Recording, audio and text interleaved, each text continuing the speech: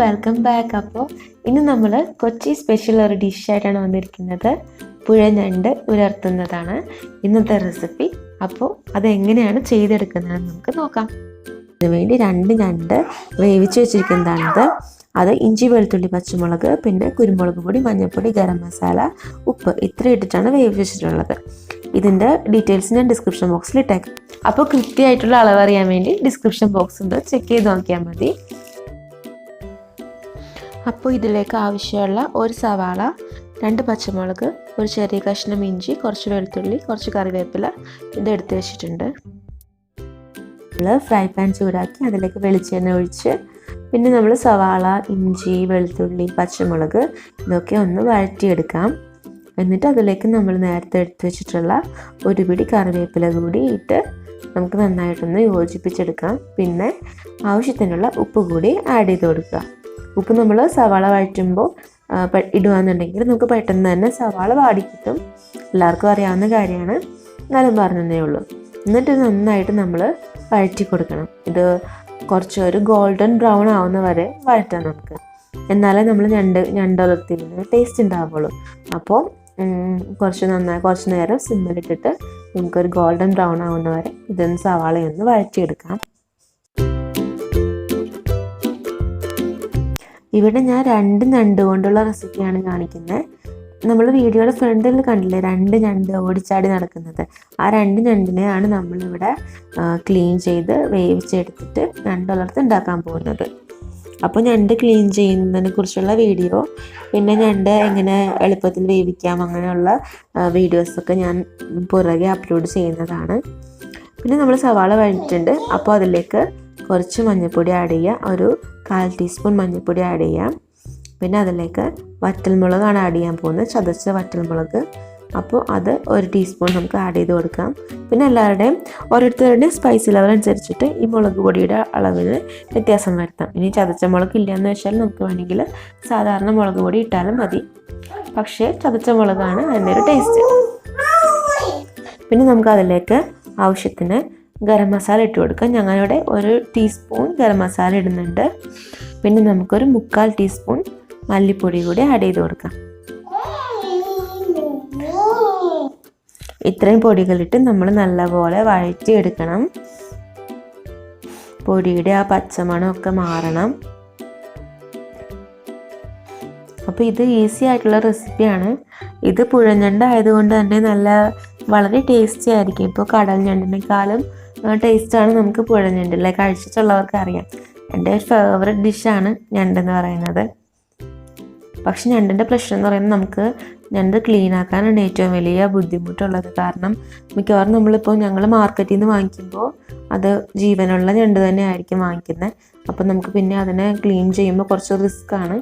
അപ്പോൾ ആ ഒരു വീഡിയോ ഞാൻ പുറകെ അപ്ലോഡ് ചെയ്യുന്നതാണ്, എങ്ങനെ ഞണ്ടിനെ ഈസിയായിട്ട് ക്ലീൻ ആക്കാം എന്നുള്ളത്. അപ്പോൾ ഇതിലേക്ക് നമ്മൾ തക്കാളി കൂടി ആഡ് ചെയ്തു കേട്ടോ. 1 തക്കാളിയാണ് ആഡ് ചെയ്തത്, ഒരു ചെറിയ തക്കാളിയാണ് ആഡ് ചെയ്തത്.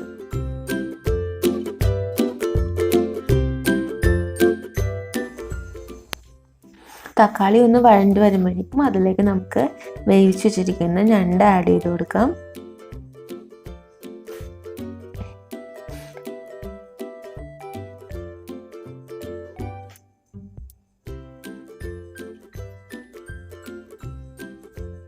ഇതെല്ലാം കൂടി നന്നായിട്ടൊന്ന് ഇളക്കി യോജിപ്പിച്ച് കൊടുക്കുക. അതിനുശേഷം നമുക്ക് കുറച്ച് നേരം നമുക്കിതൊന്ന് അടച്ച് വെച്ച് നമുക്ക് സിമ്മിലിട്ട് വേവിച്ചെടുക്കാം.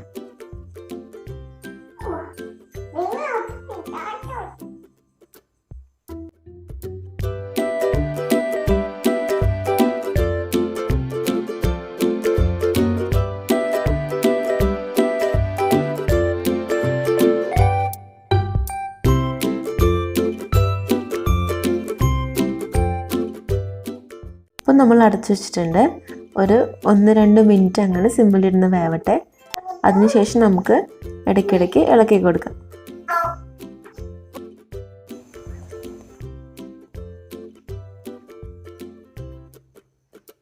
അങ്ങനെ നമ്മളൊരു 2-3 പ്രാവശ്യം ഇതുപോലെ ഇളക്കി കൊടുത്ത് അടച്ചു വെച്ച് പിന്നെ അതുപോലെ സിമ്മിലിട്ട് വേവിച്ചെടുക്കണം.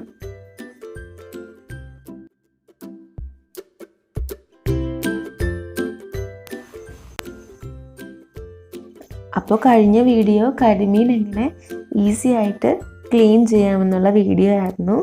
അപ്പോൾ അത് കുറച്ച് പേര് കണ്ടു, നല്ല കമൻസൊക്കെ വന്നിട്ടുണ്ട്. അപ്പോൾ കാണാത്തവർ കരിമീൻ ക്ലീൻ ചെയ്യുന്നത് എങ്ങനെയാണെന്ന് കാണുക.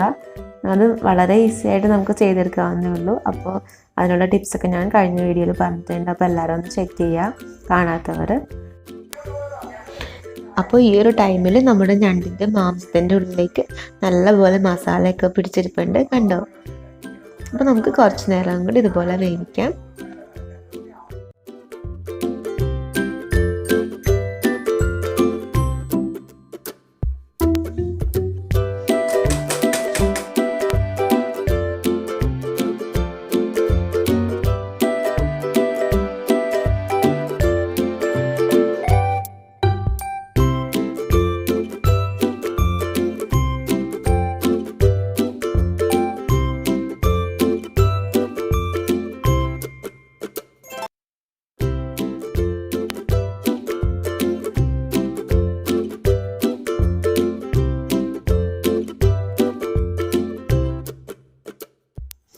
അപ്പോൾ നമ്മുടെ ഞണ്ടലർത്തിയത് ഇവിടെ റെഡി ആയിട്ടുണ്ട്.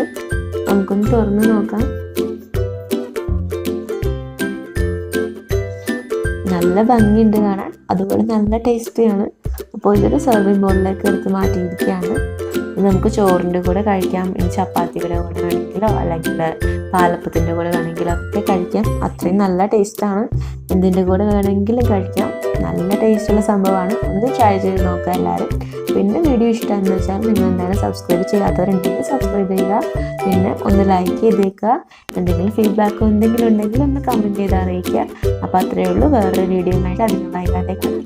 Take care, by.